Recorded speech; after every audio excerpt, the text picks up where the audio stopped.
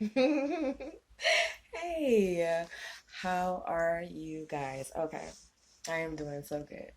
I came back with a video, and what I want to say before it is that I can't say whether it's fiction or it's nonfiction, so just take it for what it is and follow along.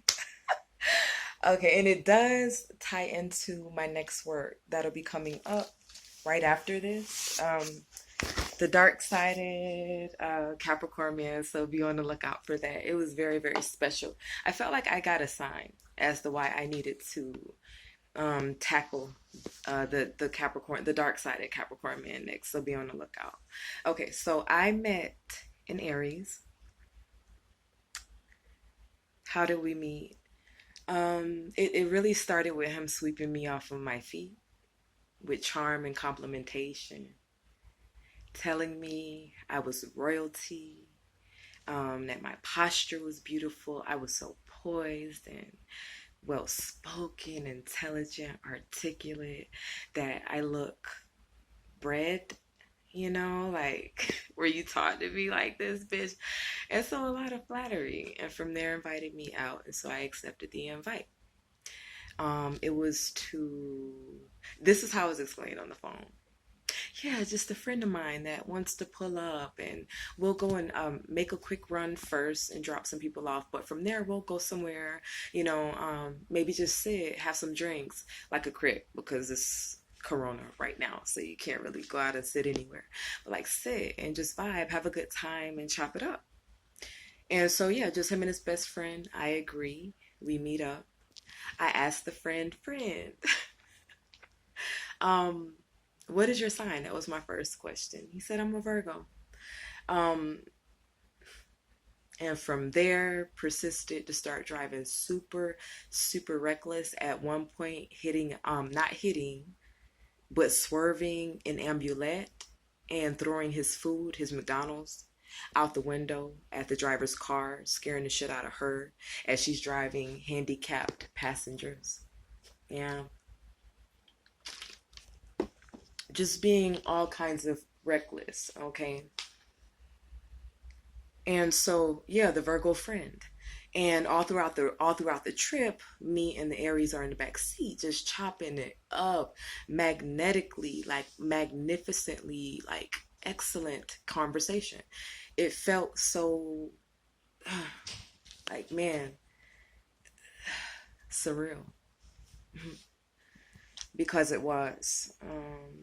And so yes, that tackles the ride from hell when actually it doesn't. At the end of that ride, the Virgo friend lost a really important article.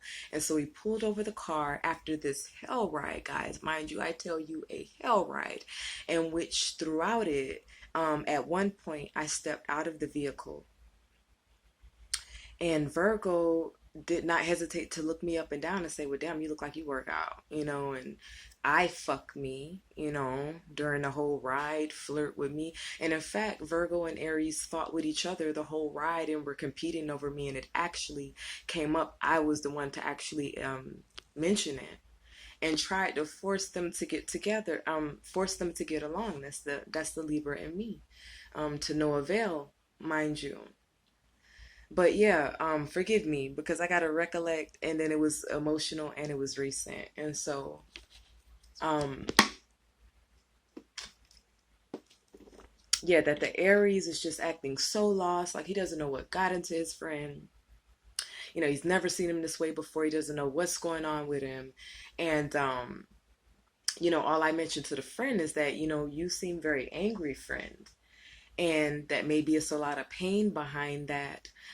From there, it was almost like a therapy session, which came into play between he and I couldn't help but notice that Aries got very silent, very like his mood shifted a little bit, and he actually admitted to being bored, and feeling like he was in a group therapy session, and so that was nipped in the bud relatively quickly, but shortly thereafter, okay, yeah, he loses a very important article and pulls over and just starts throwing all types of things out of the car. Kind of throws us out of the car. You know what I'm saying? Like, just recklessly looking for this article, not responding to anybody. Me and Aries are trying to ask him questions, just help him along with the process. He put up a complete wall and just was in a whole nother zone over this article.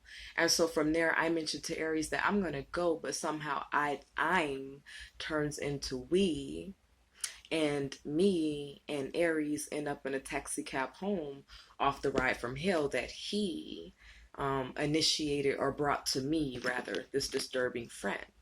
Okay. And so all throughout the taxi ride that he wants to apologize and try to make amends for it. Oh, he didn't know it was going to happen in this way. And I was reluctant a little bit, but I'm always looking to see the benefit in the situation. And so I went in and we didn't talk that night, but we did the next day. And I made it a point to say that I forgive you. I feel like you had your best intentions in heart, and you can't control others. And so he said, no, no, I just want to know. And in fact, I did tell him that night. We did speak again on the phone briefly that night. And I kind of reassured him of that. And so the next day, he mentioned Mr. Aquarius, which he had been mentioning his Aquarius friend to me over and over before I met that friend, because he was saying that the Aquarius and I kept saying similar things, like we were on some sort of same wave about his friend Virgo, that he needs to get rid of him. He's toxic, he's negative. Even when we talked about Virgo, I told him that Virgo had the spirit of a hater because he noticed us vibing as hard as we were.